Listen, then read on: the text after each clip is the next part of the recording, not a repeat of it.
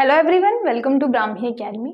स्वागत है आपका लूसेंट रिवीजन सीरीज में, जहां हम पूरी लूसेंट का रिवीजन कर रहे हैं ट्रिक के माध्यम से।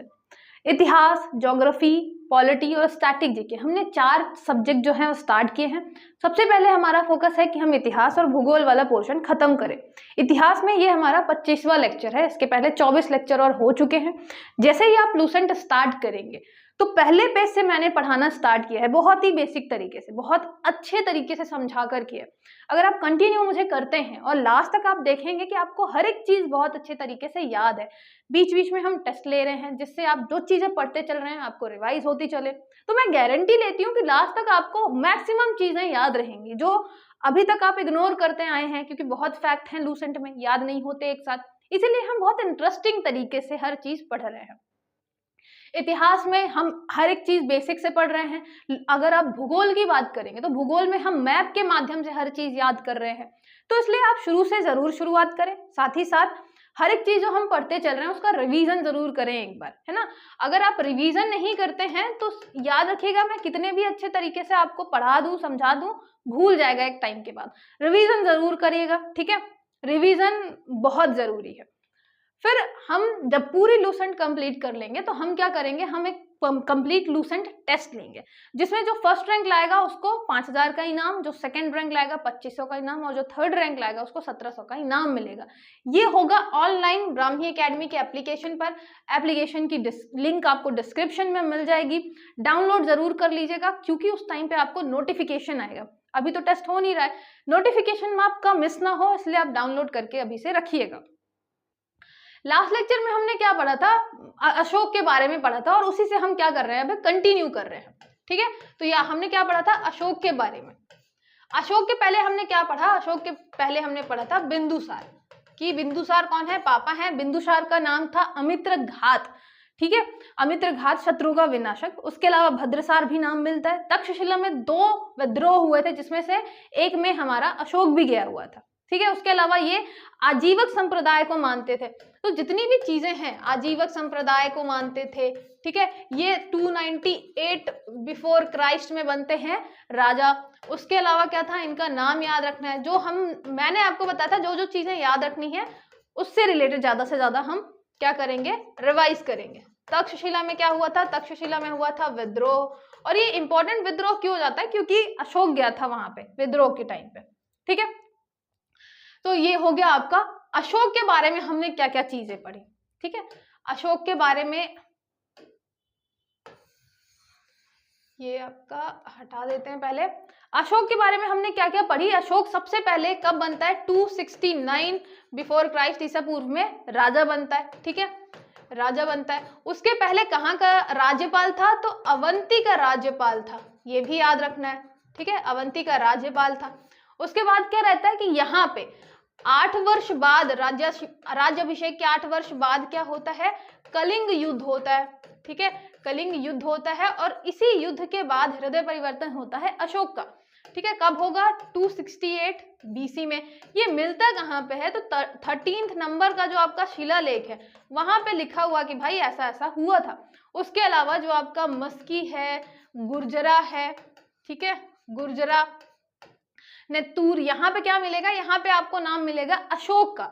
उसके अलावा भाब्रू, जो भाब्रू इंस्क्रिप्शन था वहां पे क्या था कि मगध का जो है वो राजा है अशोक। नाम उसके अलावा क्या मिलता है, तो देवा नाम प्रियदर्शी भी मिलता है।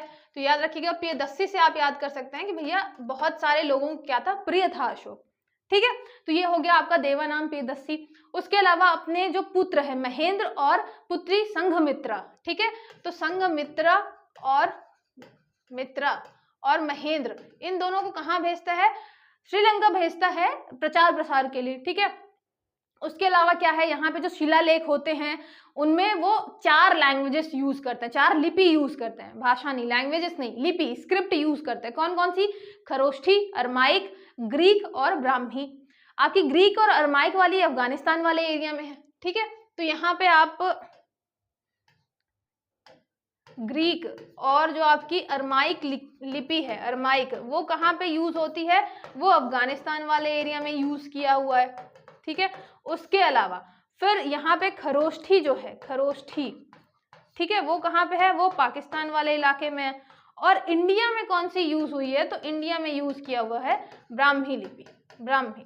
लेकिन जब आप स्तंभ की बात करेंगे तो स्तंभ में कौन सी होगी, सिर्फ ब्राह्मी लिपि होगी, और स्तंभ की संख्या हो गई 7, शिलालेख की संख्या हो गई 14। उसके अलावा मैंने बताया कि अकबर ने कौशाम्बी वाले इलाके से इलाहाबाद किले में एक स्तंभ शिफ्ट किया था।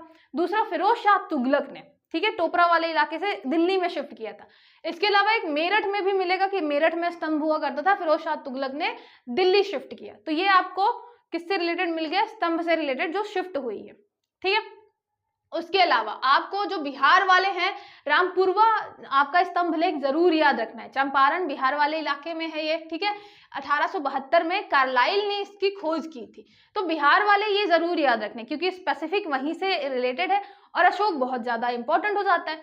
तो यहाँ पे कार्लाइल, इसको क्या कर सकते हैं, कार्लाइल को मतलब या तो आप कार्ल से कर सकते हैं, कार्ल नाम का जो व्यक्ति है ना, बहुत ज्यादा कार्ल नाम का जो व्यक्ति है उससे कर सकते हैं, ठीक है। कार्ल नाम का व्यक्ति क्या करता है, जो रामपुरवा में या रामपुर चंपारण में क्या करता है, खोज करता है अशोक के स्तंभ की। उसके अलावा लौरिया अरेराज, और यहाँ पे आपका लौरिया ही है, लौरिया नंदनगढ़। तो नंदनगढ़ और अरेराज, लौरिया अरेराज, लौरिया नंदनगढ़, तो नंदनगढ़ और अरेराज ये भी आपके चंपारण वाले इलाके में।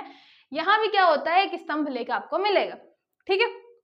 तो ये बिहार वाले जितने हैं वो जरूर याद रख लें। रामपुरवा में मिल रहा है, एक अरेराज में मिल रहा है, तो यहाँ पे आप कर सकते हैं कि एक तो राज के यहाँ मिल रहा है, एक रामपुर वाली जगह में मिल रहा है, एक नंदनगढ़ में मिल रहा है, ठीक है। नंदनगढ़ या नंदन के घर में मिल रहा है, तो नंदनगढ़ का आप नंदन से भी बस याद कर सकते हैं। राज, नंदन और रामपुर, यहाँ पे हमें क्या मिलेगा, चंपारण, तीनों चंपारण में है, यहाँ से हमें मिलेगा एक स्तंभ लेख, ठीक है। तो ये याद रखना है। फिर जो आपका कौशाम्बी वाला अभिलेख है वो रानी का अभिलेख भी कहलाता है, तो कौशाम्बी इंस्क्रिप्शन रानी का अभिलेख भी कहलाता है, ये भी याद रखिएगा। फिर जो सबसे लंबा अभिलेख है वो कौन सा है, 7वें नंबर का, और जैसे छोटा जो है वो स्तंभ लेख आपका कौन सा है, रुम्मिन देई का। रुम्मिन यहाँ पे ना है, रुम्मी देई या रुम्मिन देई, आप ना भी कर सकते हैं, ठीक है। रुम्मी देई का अभिलेख जो है वो सबसे छोटा है। अब ये सबसे बड़ा सबसे छोटा अभिलेख जो है आपका पूछने के चांसेस कम है, फिर भी याद रखिएगा, ठीक है। 7वें नंबर पे जो है आपका, 7वें नंबर वाला सबसे छोटा है, रुम्मी जो है मतलब सबसे बड़ा है, 7वां जो है आपका सबसे बड़ा है, और जो हमारी रुम्मी है उसकी हाइट कम है, वो सबसे छोटी है। तो रुम्मी हमारी छोटी है, 7वां सबसे बड़ा है। फिर अशोक क्या करते हैं, जब लुम्बिनी जाते हैं, याद है 20वें वर्ष में जाते हैं, 20 वर्ष बाद, तो धम्म यात्रा के दौरान भू राजस्व दर घटाकर 1/8 भाग कर देते हैं। उसके अलावा धार्मिक कर जो लग रहा होता है, बलि, उसको भी माफ कर देते हैं। तो पूरी जगह पे मौर्य साम्राज्य में धार्मिक कर बलि लग रहा होता है। लेकिन जब अशोक जाते हैं कहाँ पे, लुम्बिनी, जहाँ पे गौतम बुद्ध का जन्म हुआ था, तो ये भू राजस्व दर को क्या करते हैं, घटा देते हैं। इसका क्या मतलब है, इसका ये मतलब है कि वो सपोर्ट कर रहे थे। अब देखिए यहाँ पे जो लुम्बिनी में इलाका है वहां के लोगों को उन्होंने बोला कि ठीक है आपको इतना टैक्स नहीं देना पड़ेगा, तो कितनी अच्छी बात है, वहां के लोग खुश हो गए। तो इससे भी ये पता चलता है कि वो बौद्ध धर्म को क्या कर रहे थे, सपोर्ट कर रहे थे, ठीक है। उसके अलावा शार ए कुना अभिलेख है, इंस्क्रिप्शन है, कहाँ पे मिलेगा आपको, अफगानिस्तान में मिलेगा। यहाँ पे ग्रीक और अरमाइक लिपि यूज हुई है। देखिए हमने पहले क्या पढ़ा कि ग्रीक और अरमाइक यूज हुई है अफगानिस्तान में। अब बाद में आपको लूसेंट में एक नाम भी मिलेगा, शार ए कुना, जहां पे हमें क्या रहेगा, अफगानिस्तान में ग्रीक अरमाइक में मिलेगा ये अभिलेख। तो सारे कुना का आप क्या कर सकते हैं, यहाँ कर सकते हैं आप सार। जैसे हमने एक जगह साली याद की है ना, तो अशोक के टाइम पे भी कांधार में साली रहती है, तो ये हो आपके कांधार बोल रही हूँ, कलिंग में साली रहती है, तो कलिंग में हो गया आपका तोसाली, राजधानी थी उसकी। और कांधार में आप याद कर सकते हैं कि उसका क्या रहता है, सार रहता है, किसका, अशोक का। तो सारे कुना अभिलेख जो हो गया अफगानिस्तान से रिलेटेड हो गया और ग्रीक और अरमाइक में लिखा हुआ है, ठीक है। तो लिपि याद रखिएगा, 4 लिपि यूज हुई है अफगानिस्तान में, ग्रीक और अरमाइक है। मेन क्या था रीजन, मेन रीजन ये था कि वहां के लोगों को वो चीज समझ में आए कि हमारा राजा कहना क्या चाहता है, ठीक है। और इससे ये भी पता चलता है कि मतलब प्रजा को लेकर मौर्य साम्राज्य के जो शासक थे वो कितने ज्यादा जागरूक थे। चंद्रगुप्त मौर्य के टाइम पे आपके थे चाणक्य, उन्होंने जब अर्थशास्त्र लिखी उसमें भी बताया कि राजा को क्या होना चाहिए, प्रजा को मतलब अपना पुत्र टाइप का मानना चाहिए, इतना प्यार से रखना चाहिए। तो ये चीज बाद में भी फॉलो होती है कि अशोक भी जो है वो हर चीज मतलब जनता के सुख के लिए कर रहे थे, ठीक है। और उन्होंने जैसे ही अशांति को खत्म करने के लिए और इसके अलावा जैसे सत्य हो गया, अहिंसा हो गया, इसको प्रमोट करने के लिए आपके बहुत सारे अभिलेख लिखवाए थे। तो ये सब क्यों थी? जिससे सारे जितने आपके लोग हैं सब अच्छे से रहें, व्यापार अच्छा चलता रहे, ठीक है। तो अशोक के टाइम पे आपको याद रखना है सारेकुना हो गया, रुमबंदेई हो गया, 7वां अभिलेख हो गया, रुम्मी हमारी छोटी है, 7वां अभिलेख सबसे बड़ा है। फिर साम्राज्य में मुख्यमंत्री और पुरोहित की नियुक्ति कैसे होती थी? मुख्यमंत्री मतलब हम हेड की बात कर रहे हैं। मुख्यमंत्री और पुरोहित की नियुक्ति होती थी उपधा परीक्षण से। ये क्या है? ये परीक्षण होता था जहां पे उनके चरित्र को काफी जांचा परखा जाता था। पुरोहित आपका मेन डिसीजन लेगा, है ना, और आपका जो मुख्यमंत्री है उसके पास भी बहुत सारी पावर है। तो आप देखेंगे यहाँ पे उपधा परीक्षण हो रहा है, मतलब क्या हो रहा है? यहाँ पे टेस्ट हो रहा है। जैसे आज के टाइम पे आप IAS बनते हैं, धीरे धीरे आप जाते हैं चीफ सेक्रेटरी बनते हैं, है ना। तो शुरू में क्या करते हैं? आपको UPSC का पेपर निकालना पड़ता है।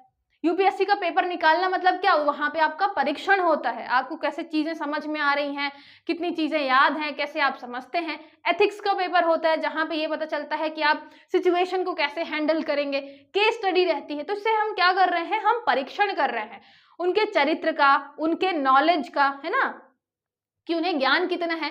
सेम ऐसे ही आज से मतलब 2000 साल इधर और 200 आप उधर का ऐड कर लीजिए, तो आज से लगभग 2200 साल पहले चंद्रगुप्त मौर्य के टाइम पे, मतलब हम किसकी बात कर रहे हैं? मौर्य प्रशासन की बात कर रहे हैं। जो आपका मुख्यमंत्री और पुरोहित होता था वो ऐसा नहीं होता था कि राजा को पसंद आ रहा है ये आदमी और चापलूसी बहुत कर रहा है तो राजा ने बोला हाँ ये काफी अच्छा है, हमारी तारीफ करता रहता है, इसी को मुख्यमंत्री बना। ऐसा नहीं होता था। मुख्यमंत्री और पुरोहित के लिए उपधा परीक्षण होता था, टेस्ट लिए जाते थे उनके चरित्र का, कि वो कब कैसा बोलेंगे, कब कैसा डिसीजन लेंगे, उसके बाद ही उनको ये पोस्ट दी जाती थी। तो कितनी अच्छी चीज थी। आप देखेंगे राजतंत्र में, राजतंत्र मतलब जहां पे राजा हेड है, तो राजा का डिसीजन हमेशा कैसा होता है? मतलब आप बाद के टाइम पे भी देखेंगे कि लोगों से सलाह बहुत कम लेता है, वो अपने अपने पे काम करता है कि हो गया, हमारे मन में जो आएगा हमने वो कर लिया। मोहम्मद बिन तुगलक के बारे में आप देखेंगे कि मन किया तो राजधानी ट्रांसफर कर दी, मन किया तो यहाँ पे युद्ध चालू कर दिया, ऐसा वाला होता था। तो हमारे यहाँ अगर हम बात करें किसकी, हिंदू जितने भी राजा वगैरह थे, तो उनके यहाँ एक प्रथा क्या चली आ रही थी? मंत्री परिषद की। मंत्री परिषद मतलब यहाँ पे कुछ लोग होते थे मंत्री परिषद, जैसे कि हमने पढ़ा था किसके बारे में? बिंदुसार के बारे में, कि बिंदुसार के टाइम पे 500 लोगों की मंत्री परिषद जो सलाह देती थी राजा को कि ऐसा करना है, ऐसा करना है। उसमें से भी आप देख रहे हैं कि भाई मुख्यमंत्री और पुरोहित के लिए हम प्रॉपर एक टेस्ट ले रहे हैं, एग्जामिनेशन ले रहे हैं ना, उपधा परीक्षण कर रहे हैं। तो ये वर्ड याद रखिएगा, उपधा। उपधा किससे रिलेटेड हो गया? ऐसा मान लीजिए उनके चरित्र से, नॉलेज से रिलेटेड है उपधा। उपधा परीक्षण है मौर्य के टाइम पे, जिससे बहुत ज्यादा इंटेलिजेंट व्यक्ति, समझदार व्यक्ति ही आए। हमने ये नहीं कर दिया कि मतलब बेटा अगर मुख्यमंत्री है, पुत्र अगर मतलब उसका पिता मुख्यमंत्री है तो उसका बेटा फिर मुख्यमंत्री बन जाएगा। जैसे होता है ना कि पिता का पुत्र फिर उसका पुत्र, ऐसे चल रहा होता है, पूरी एक जनरेशन ही आपकी मुख्यमंत्री बन रही है और कोई बन ही नहीं रहा है। तो ये सारी चीजें नहीं थी। नहीं, आप कैपेबल हो, आपके अंदर अगर है इतनी क्षमता तो ही आप मुख्यमंत्री और पुरोहित बन सकते हो। तो यहाँ पे मंत्री परिषद थी सलाह देने के लिए। कुल सदस्यों की संख्या 12, 16 या 20, ये हम बात कर रहे हैं किसके टाइम पे? अशोक के टाइम पे, है ना। तो यहाँ पे कितनी संख्या हुआ करती थी? या तो 12, या तो 16, या तो 20। तो इसलिए नंबर नहीं पूछेगा, बस ओवरऑल याद रखिएगा मंत्री परिषद हुआ करती थी सलाह देने के लिए। उसके अलावा अर्थशास्त्र के अनुसार जो शीर्ष अधिकारी होता था वो कहलाता था तीर्थ। याद रखिएगा ये जो क्वेश्चन है तीर्थ और महामात्र, ये पूछा जा चुका है आपके MPPSC में, वनडे एग्जाम्स में तो बहुत सारे एग्जाम्स में आ ही चुका है, SSC वगैरह में। तो आपको क्या याद रखना है? एक तो याद रखना है मौर्य साम्राज्य। मौर्य साम्राज्य में जो सबसे मेन अधिकारी है, शीर्ष अधिकारी, चीफ सेक्रेटरी आप बोल लीजिए, उसका नाम क्या है? उसका नाम है तीर्थ। हर जगह तीर्थ करके आता है और फिर समझ के डिसीजन लेता है। तो शीर्ष अधिकारी क्या होगा? तीर्थ करने वाला होगा, ठीक है। यह उसका नाम है महामात्र। उसके अंदर मतलब बहुत महान चीजें हैं, महामात्र है। तो तीर्थ करता है, हर तीर्थ घूमता है, उसके अलावा महामात्र। तो याद रखिएगा शीर्ष अधिकारी जो है क्या है? महामात्र और तीर्थ। इनकी कुल संख्या 18 होती थी। अब आप देखेंगे कि हमने एक रक्षा मंत्रालय बनाया है तो एक रक्षा मुख्यमंत्री भी है, फिर हमने एक वित्त मंत्रालय बनाया है तो वित्त मंत्री भी बनाया है। तो ऐसे ही अलग अलग हमने चीजों के लिए, पैसे के लिए अलग, रक्षा के लिए अलग, फिर कम्युनिकेशन के लिए अलग, उसके अलावा गृह मंत्रालय है तो गृह के लिए अलग, ऐसे हमने क्या किया है, अलग अलग मंत्रालय बनाए हैं, अलग अलग लोगों को हेड बनाया है। सेम ऐसे ही आप समझ सकते हैं कि जो ये तीर्थ होते थे, महामात्र होते थे, ये क्या होते थे, मेन पोजीशन पे बैठे होते थे और हर चीज संभाल रहे होते थे। कोई आपका खजाना देख रहा है, कोई आपका जो सैनिक व्यवस्था है ना, वो देख रहा है, उसके अलावा कोई जो है वो हथियारों से संबंधित चीजें देख रहा है, कोई जो है वो व्यापार से संबंधित चीजें देख रहा है। तो ऐसे हमने अलग अलग क्या बना रखे थे, हेड बना रखे थे, जैसे आज के टाइम पे होते हैं। और उनका नाम क्या था, उनका नाम था तीर्थ। जैसे आप मान लीजिए वित्त मंत्रालय है तो वो भी एक हो गया तीर्थ, ठीक है। इमेजिन करना हो तो आप जैसे निर्मला सीतारमण जी हैं और राजनाथ जी हैं, तो इनकी शक्ल याद कर सकते हैं कि इनको आज के टाइम पे हम, मौर्यों के टाइम पे हम तीर्थ बोलते रहे होंगे, तीर्थ या महामात्र, ठीक है। अशोक के टाइम पे मौर्य साम्राज्य के प्रांतों की संख्या 5 थी। ये भी याद रखना है कि 5 प्रांत में डिवाइडेड था। जैसे आपका पूरा हम भारत वाला इलाका देखें इधर, ठीक है, और यहाँ पे जितना भी ये पूरा आपका इलाका है, ये कितने प्रांतों में डिवाइडेड था, तो ये डिवाइडेड था आपके 5 प्रांतों में। ये वाला इलाका और ये पूरा इलाका, इस सब की बात कर रहे हैं, ये 5 प्रांतों में डिवाइडेड था। प्रांत बोले जाते थे उस टाइम पे चक्र, जैसे आज का आप स्टेट है, राज्य है ना, मध्य प्रदेश हो गया, उत्तर प्रदेश, बिहार, तो उसी टाइम पे क्या, उस टाइम पे क्या होते थे, टोटल 5 भागों में डिवाइडेड था, 5 प्रांतों में डिवाइडेड था, जिसको हम बोलते थे चक्र, ठीक है। तो इसके प्रशासक कौन होते थे, इसके प्रशासक होते थे कुमार, आर्यपुत्र या राष्ट्रिक कहे जाते थे।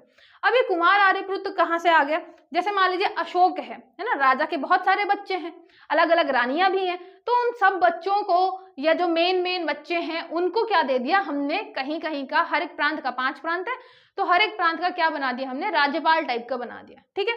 तो ये कहलाते क्या थे, ये कुमार कहलाते थे। वैसे भी आपको याद है ना, राजकुमार हम बोलते हैं, तो राजकुमार का राज हटा दीजिए, कुमार रख लीजिए।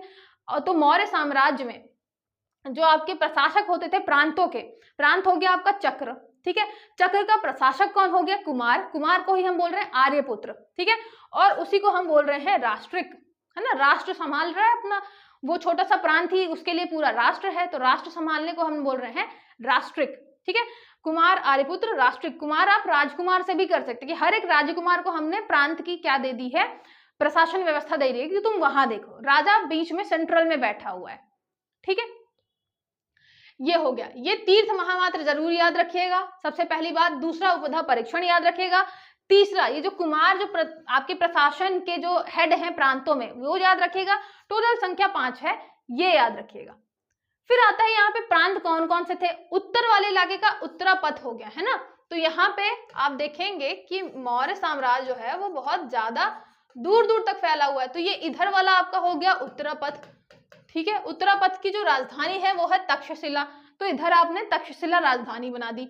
अवंती तो इस वाले इलाके में हो गई अवंती, अवंती की राजधानी हो गई उज्जैनी, ये तो आपको याद ही रहेगा। उधर तक्षशिला है, अवंती की उज्जैनी है, ये आपको याद ही है। कलिंग, जो आपका कलिंग है इस वाले इलाके में, इसको हमने एक अलग प्रांत बना रखा था, ठीक है। इसकी थी राजधानी तोसाली या तोसली, तो हमने वही बना रखी थी। फिर दक्षिणापथ, दक्षिणापथ वाले इलाके में सुवर्णगिरी, ये हमने बना रखी थी राजधानी। प्राशी जो है ये पूर्व वाला है, पूर्व वाला प्रांत है, तो ये पूर्व वाला प्रांत जिसमें मगध आएगा, तो उसकी राजधानी थी पाटलिपुत्र। तो ये थे आपके 5। अब ये कितने हैं टोटल, ये पूछने, मतलब मैंने बता दिया 5 हैं, कौन कौन से हैं ये जरूरी नहीं है पूछेगा, लेकिन राजधानी आपका कभी कभी पूछा जा सकता है कि दक्षिणापथ की राजधानी क्या थी। तो दक्षिणापथ आप देखेंगे सुवर्णगिरी, दक्षिण में एक सोने की गिरी थी सुवर्णगिरी, ठीक है। पूर्व में आपको खुद पाटलिपुत्र है वो रहेगा, बीच में अवंती है वो रहेगा, कलिंग की तोसली है, हमने पहले ही पढ़ लिया, तोसाली, तोसली। और उत्तर में जाएंगे तो तक्षशिला हमने बना रखा है, फेमस आपका वो शहर हुआ करता था। तो ये आपके मौर्य प्रांत हो गए 5 और उनकी राजधानियां हो गई, ठीक है। ये जरूर याद रखिएगा, राजधानी शायद पूछ ले कभी एग्जाम्स में, और टोटल 5 है, ये भी याद रखना है। फिर प्रांत का जो प्रमुख है वो है कुमारी, तो हमने देख ही लिया, है ना। तो प्रांत है, सबसे पहले प्रांत को हम क्या बोल रहे हैं, चक्र भी बोल रहे हैं, चक्र। प्रांत के नीचे क्या आता है, तो ये आता है विषय, जैसे हमने शुरू में भी पढ़ा था, है ना, जन के नीचे विषय आता है। तो जब हम क्या पढ़ रहे थे, ऋग्वेद पढ़ रहे थे, सेम ऐसे ही प्रांत के नीचे फिर जो डिवाइडेड है, प्रांत हो गया मतलब आपका राज्य के नीचे जो आपका है, मान लीजिए हम संभाग की बात करें तो विषय, विषय का हेड कौन है, तो वो है विषयपति, और ये याद करना इतना मुश्किल नहीं होता, विषय है तो हेड उसका विषयपति होगा, है ना। बस ये याद रखिएगा, प्रांत है, प्रांत के बाद है विषय, प्रांत का हो गया हेड कुमार। सबसे छोटी इकाई जो है वो है ग्राम, ठीक है। उस टाइम पे भी, मौर्यों के टाइम पे भी सबसे छोटी इकाई, जैसे आज के टाइम पे गांव होता है वैसे भी उस टाइम पे गांव था। गांव का मुखिया कौन है, तो ये है ग्रामीक, या तो आप ग्रामीक कहिए, या तो गांव से रिलेटेड आप कुछ भी याद करेंगे तो ग्राम से ग्रामीक रिलेट हो जाएगा।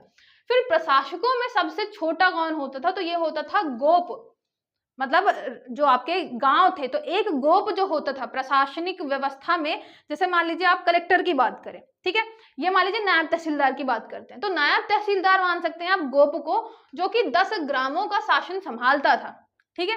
तो 10 गांवों को क्या करता था, संभालता था। ये आप चाहे तो गोप से रिलेट कर लें, चाहे पटवारी से रिलेट कर लें कि 10 गांव संभाल रहा है।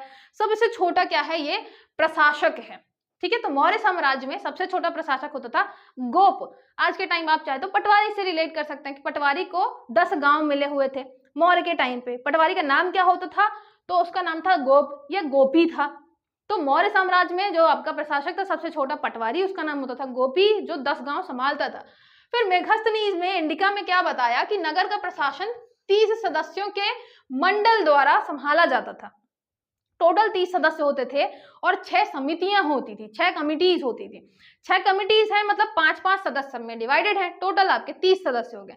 ये नगर के लिए है ना, नगर के लिए। मान लीजिए हमें दिल्ली का क्या करना है, प्रशासन करना है, तो हमने 30 लोगों का बनाया एक ग्रुप और 6 समिति हैं, मतलब 6 आपके डिपार्टमेंट टाइप के हैं, तो हर एक डिपार्टमेंट में हमने 5-5 लोगों को भेज दिया। अब ये 6 समितियां किससे किससे रिलेटेड है। पहले हो गया आपका उद्योग और शिल्प, ठीक है, उद्योग और शिल्प हो गया आपका। उसके बाद विदेशियों की देखरेख। अब आप देख रहे हैं कि यहाँ पे मतलब शिल्पकारी वगैरह से रिलेटेड है, उद्योग से रिलेटेड है, इंडस्ट्री से रिलेटेड है। दूसरा, विदेशी जो आ रहे हैं, अब आप देख रहे हैं कि अफगानिस्तान और ईरान बोल रही हूँ, अफगानिस्तान पाकिस्तान वाले इलाके तक तो आपका मौर्य साम्राज्य फैला हुआ है।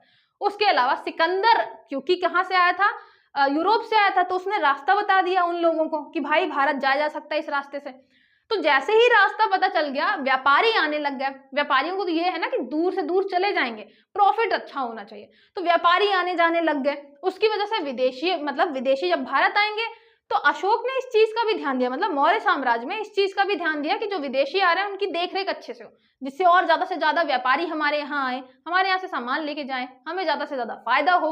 आज के टाइम पे भी आप यही सोचते हैं ना कि ज्यादा से ज्यादा कंपनी हमारे यहाँ आए, विदेशी हमारे यहाँ आए, इन्वेस्ट करें।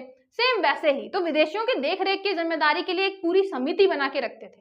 फिर जन्म मरण का विवरण, जैसे आज के टाइम पे होता है ना, बर्थ और डेथ का हम पूरा सर्टिफिकेट बनाते हैं, और जिससे पता चलता है कि हमारे यहाँ पॉपुलेशन कितनी है। इससे ये पता चलता है कि हर एक पर्सन एक आइडेंटिटी टाइप का हो जाता है ना, कि इसका ये पैदा हुआ, इसके घर में पैदा हुआ, ये सारी चीजें। तो ये कब चल रही हैं, आप देख रहे हैं मौर्य साम्राज्य में कितने अच्छे तरीके से हर एक चीज हैंडल की जा रही है, कि जन्म और मरण का विवरण रखा जा रहा है, जिससे आप अच्छे से हर एक चीज जो है वो क्या कर पाओ, कंट्रोल कर पाओ। उसके बाद व्यापार और वाणिज्य, यहाँ पे ट्रेड एंड कॉमर्स की बात हम कर रहे हैं।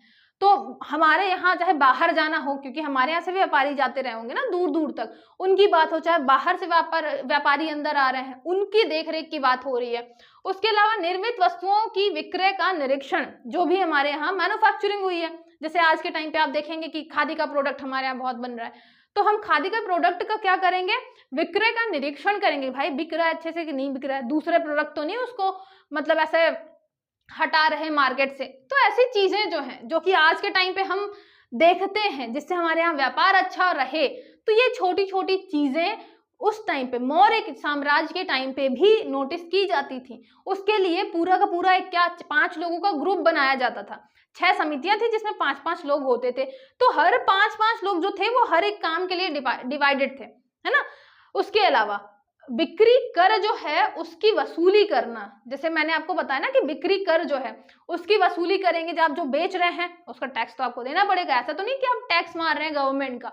तो जैसे आज के टाइम पे हो रहा है वैसे ही मौर्य साम्राज्य के टाइम पे होता था। इसीलिए आप देख रहे हैं कि इतने बड़े इलाके में फैले होने के बाद भी हर एक चीज स्मूथ चल रही थी। अशोक के टाइम पे आपको एक भी विद्रोह नहीं सुनाई देगा कहीं पे भी, है ना। उसके अलावा थोड़े लंबे टाइम तक आपका चलता है मौर्य साम्राज्य, है ना, वो ठीक ठाक टाइम तक चलता है। फिर बहुत सारे कारण होते हैं, इतना बड़ा साम्राज्य था, उत्तराधिकारी कमजोर हो जाते हैं, उतने ज्यादा स्ट्रांग नहीं रहते, दूरदर्शी नहीं रहते, तो पहले तो दूर दूर के जो आपके राजा होंगे वो अपने आप को स्वतंत्र घोषित कर लेंगे। फिर पास वाले होंगे तो वो मेन राजा को हटा के दूसरा अपना वंश चालू कर देंगे, जैसे मौर्यों के बाद आता है आपका शुंग वंश, है ना। तो आप देख रहे हैं कि मौर्य के टाइम पे हर एक छोटी छोटी चीज पे, विदेशियों के आने पे, उनके मतलब देखरेख के लिए, व्यापार के लिए, वाणिज्य के लिए, शिल्प कला के लिए, इंडस्ट्री के लिए, जो हमारे यहाँ निर्मित हो रही है वस्तु उनके बिक्री के लिए, बिक्री कर के लिए, जन्म मरण के लेखा जोखा के लिए, हर चीज के लिए हमने समिति बना रखी थी, जिससे हमारी जो प्रशासनिक व्यवस्था है बहुत अच्छे तरीके से चले।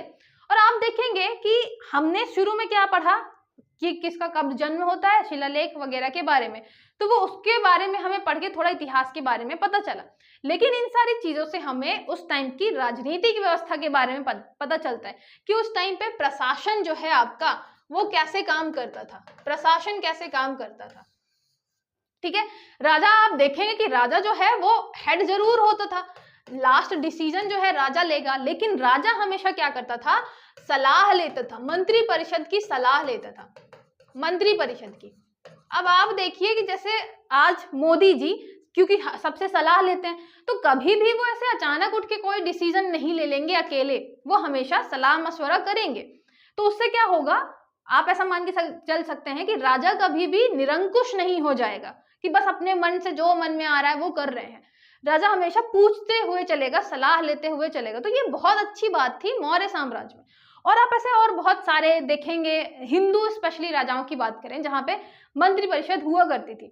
मुस्लिम्स के टाइम पे आप देखेंगे कि इसकी कमी थी, इसीलिए मतलब और फिक्स नहीं होता था कि इसके बाद कौन बेटा, मतलब पिता के बाद कौन सा बेटा जो है वो राजा बनेगा, या ऐसे बिल्कुल बहुत सारी चीजें जो थी वो वेग रहा करती थी। इस चक्कर में क्या होता था कि आप जो मुस्लिम्स को देखेंगे, मुस्लिम जब हम पढ़ेंगे पूरा का पूरा एरा, जब मध्यकालीन पढ़ेंगे, तो राजा को बेटे ने मारा, फिर बेटे को दूसरे भाई ने मारा, सब आपस में लड़ रहे हैं।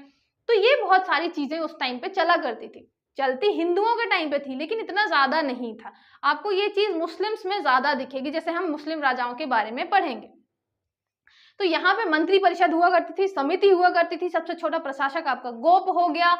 उसके अलावा यहाँ पे 30 ये मैंने बता ही दिया कि सदस्यों का है, तो 6 समितियां हैं, 5-5 सदस्य सब में हमने रख दिए हैं। ठीक है, प्रांत है, उसका हेड है कुमार, वो डिवाइडेड है विश्व में, उसका हेड है विषयपति। फिर सबसे छोटा है ग्राम, जिसका मुखिया हो गया आपका ग्रामिक। ठीक है, एग्रोनोमोई, ये याद रखिएगा, ये वर्ड याद रखिएगा, वैसे इतना मतलब खतरनाक शब्द है एग्रोनोमोई, इसको याद कैसे करेंगे, एग्रीकल्चर से कर सकते हैं। ठीक है, एग्रीकल्चर, एग्रोनोमोई या एग्रीकल्चर, एग्रीकल्चर से कैसे याद करेंगे, एग्रोनोमोई होता कौन था, मार्ग निर्माण अधिकारी था। मतलब अब यहाँ से व्यापार को हम बढ़ावा दे रहे हैं, उद्योगों को बढ़ावा दे रहे हैं, तो रोड तो अच्छी करनी ही पड़ेगी, है ना। उस टाइम पे वैसे भी आपके ऐसा तो था नहीं कि कार वगैरह थी तो किसी भी रोड में चल जाएगी, उस टाइम पे घोड़े वगैरह थे और आपके छोटे छोटे रथ वगैरह हुआ करते थे। तो आपको देखना है कि यहाँ पे एग्रोनोमोई जो था उसका काम था मार्ग जो है निर्माण, वो मेन काम था, तो इसलिए उसका अधिकारी था एग्रोनोमोई। तो आप एग्रीकल्चर से रिलेट कैसे करेंगे कि एग्रीकल्चर को प्रमोट करने के लिए हमें क्या चाहिए था, रास्ता, मार्ग चाहिए था, उसके लिए हमने अधिकारी बना दिया। तो एग्रीकल्चर के प्रमोट के लिए हमने मार्ग वाला, मार्ग निर्माण के लिए एक अधिकारी बनाया था, एग्रोनोमोई। ठीक है, ये हो गया आपका। याद रखिएगा जो भी हम अशोक से चीजें पढ़ रहे हैं रिलेटेड, ठीक है, अशोक से रिलेटेड हम पढ़ रहे हैं। एक तो हमने स्टार्टिंग में युद्ध के बारे में पढ़ा, जो कि सबसे ज्यादा इंपॉर्टेंट है, वो है आपका कलिंग युद्ध। ठीक है, 13वें शिलालेख में लिखा हुआ है और 8 वर्ष बाद होता है राज्याभिषेक के 261 में, इसकी राजधानी याद रखना है। फिर युद्ध के बाद क्या देखा हमने, शिलालेख के बारे में देखा।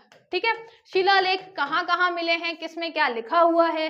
फिर आपको एक लिस्ट भी मिलेगी जिसमें पूरे 14 के 14 आपके लिखे हुए हैं कि कौन सी लाइन में क्या लिखा हुआ है। लेकिन इसके चांसेस कम है कि ये पूछे कि 7वें शिलालेख में क्या लिखा हुआ है, दूसरे नंबर पे क्या लिखा हुआ है, इसके चांसेस कम रहते हैं। ठीक है, तो इसलिए पूरे के पूरे 14 याद करने की जरूरत नहीं पड़ती। तो शिलालेख में आपको क्या याद रखना है कि वहां कहाँ पे अशोक का नाम मिला है, कहाँ पे मगध का राजा बताया हुआ है, खोज किसने करी थी, याद है खोज हमने बताया था कि फैन हो गया था, खोज की थी। फिर पढ़ा किसने था, सबसे फर्स्ट टाइम जो है वो डिक्रिप्ट किसने किया था, ठीक है, तो ये आपका कौन था, प्रिंस ने किया था, जेम्स प्रिंसप ने किया था। तो हमने शिलालेख के बारे में पढ़ा। लिपि क्या थी इसकी, तो लिपि के बारे में हमने देखा कि ग्रीक और अरमाइक थी अफगानिस्तान वाले इलाके में, सारेकुना हमने पढ़ा। उसके अलावा खरोष्टी पाकिस्तान में, ब्राह्मी पूरे भारत में। फिर शिलालेख के बाद क्या आता है, शिलालेख के बाद आता है आपकी प्रशासनिक व्यवस्था या राजनीतिक व्यवस्था। प्रशासनिक व्यवस्था, प्रशासनिक व्यवस्था में हमने क्या क्या देखा, प्रशासनिक व्यवस्था में एक तो हमने ये देखा कि यहाँ पे आपको मंत्री परिषद मिल रही है, मंत्री परिषद, ठीक है, मंत्री परिषद। उसके अलावा ये कितने भागों में डिवाइडेड है ये भी याद रखना है। प्रांत हो गया, प्रांत कितने हो गए, 5 हो गए। 5 कौन कौन से हैं, उत्तरापथ हो गया, तक्षशिला, दक्षिणा हो गया, सुवर्णगिरी। उसके बाद अवंती, उज्जैनी, कलिंगा तो तोसाली है, और पूर्व की बात करें तो वो हो गया आपका पाटलिपुत्र। तो प्रांत हो गए 5, 5 की राजधानी आपने याद कर ली। उसके बाद प्रांत के बाद आपके इसका जो हेड होता था ये कौन होता था, वो कुमार होता था ना, राजकुमार का कुमार आप याद कर सकते हैं। प्रांत के बाद होता था आपका विषय, और इसका हेड होगा आपका विषयपति, आपने ये देख लिया, ठीक है। फिर इसके बाद जो आपका सबसे छोटा है विषय के, सबसे छोटा कौन सा होता था, ग्राम, और इसका हेड होता था ग्रामिक। फिर प्रशासनिक व्यवस्था में सबसे छोटा आपका जो अधिकारी है वो है गोप, ठीक है, गोपी आप कर सकते हैं पटवारी से याद, ये हो गया। फिर हमने बताया कि जो नगर व्यवस्था है, नगर के लिए हमने क्या कर रखा था, 30 लोगों को सिलेक्ट कर रखा था और 6 समिति बना रखी थी, ठीक है। कौन कौन सी समिति होती थी, उसके अलावा जैसे हमने व्यापार को बढ़ावा दिया, हमने उद्योगों को बढ़ावा दिया, विदेशियों की देखरेख के लिए था, जन्म और मृत्यु के लिए था, कुछ भी सामान बना रहे हैं तो उसको बेचने के लिए, विक्रय के लिए था, बेचेंगे तो कर जो लगेगा, टैक्स से हम बचे नहीं, उसके लिए बिक्री जो कर वसूली था उसके लिए भी आपके क्या 5 लोग हमने बना रखे थे, है ना, एक ग्रुप बना रखा था, समिति बना रखी थी। और अगर आप टैक्स चोरी करते थे ना उस टाइम पे तो बहुत गंदा दंड भी दिया जाता था। जो पनिशमेंट की प्रोसेस थी वो भी काफी खतरनाक थी मौर्य साम्राज्य में, जिससे आप ऐसे कोई चोरी ना करें, है ना, गवर्नमेंट टैक्स की चोरी ना करें। उसके अलावा आपने एक पढ़ा था उपधा परीक्षण, कि जो हमारे यहाँ पे उपधा परीक्षण, ठीक है, तो उपधा परीक्षण आपने पढ़ा था, जिसमें हमने पढ़ा कि पुरोहित और जो मुख्यमंत्री है उसकी नियुक्ति के लिए हम उसका परीक्षण लेते थे, ठीक है। तो ये सारी चीजें जो हैं आपको अच्छे से याद रखनी है दिमाग में कि हमने क्या क्या चीजें पढ़ी हैं अशोक के बारे में, उसके अलावा बिंदुसार के बारे में क्या क्या पढ़ी है, तो रिवाइज जरूर करते चलेगा। उसके पहले चंद्रगुप्त के बारे में क्या पढ़ा है, चंद्रगुप्त जैसे ही आपका सिकंदर चला जाता है तो चंद्रगुप्त सिलेकुस निकेटर से अफगानिस्तान पाकिस्तान का एरिया पूरा ले लेता है, ठीक है। और यही हर चीज आपको कंटिन्यू करते हुए रखनी है ना। महेंद्र और संघमित्रा हो गई, जिसको श्रीलंका भेजेंगे, वहां पे प्रचार प्रसार होगा बौद्ध धर्म का। उसके अलावा लुम्बिनी जाएंगे, लुम्बिनी में टैक्स जो है धार्मिक टैक्स उसको हटाएंगे, भू राजस्व कर उसको कम करेंगे। तो ये सारी चीजें किसने की हैं, अशोक ने की है, ठीक है। ये सारी चीजें आप रिवाइज जरूर करिएगा, क्योंकि जितना ज्यादा से ज्यादा आप रिवाइज करेंगे उतना लंबे टाइम तक आपके दिमाग में बैठी रहेगी, ठीक है। कोई भी डाउट है तो आप कमेंट करके पूछ सकते हैं। टेलीग्राम पे आपको लिंक मिलेगी, याद रखिएगा, टेलीग्राम पे आपको पीडीएफ मिलेगी, टेलीग्राम का लिंक भी आपके डिस्क्रिप्शन में है, तो डाउनलोड जरूर कर लीजिएगा, वहां पे जाके चैनल में ज्वाइन कर लीजिएगा, ठीक है। और उसके अलावा लाइक और शेयर जरूर करिएगा, है ना, लाइक कर दीजिएगा, जिससे मुझे भी पता चले कि आप लोगों को सारी चीजें समझ में आ रही है, पसंद आ रही है। चलिए मिलते हैं नेक्स्ट लेक्चर में।